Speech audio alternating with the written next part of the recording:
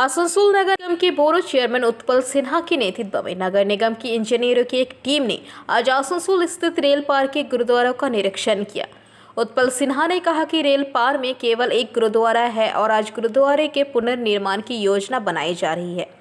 Rail पर स्थित मंगल पांडे पुल की रेलिंग ठीक नहीं है, रेलिंग को भी नए सिरे से बनाया जाएगा। उन्होंने कहा कि जल्दी गुरुद्वारा और मंगल पांडे पुल की रेलिंग का काम शुरू किया जाएगा।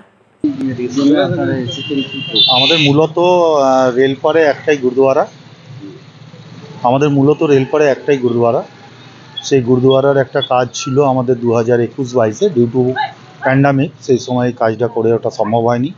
সেটা আবার নতুন করে আমাদের এই সাহেব নতুন এসছেন, আরও এসএই সাহেবরা এসছেন। আজকে তার একটা ইন্সপেকশন হলো, সেই ইন্সপেকশন করে গুরুদ্বারাটা নবনির্মিত যাতে সুন্দর করা যায় তার একটা প্ল্যানিং আজকে করা হচ্ছে।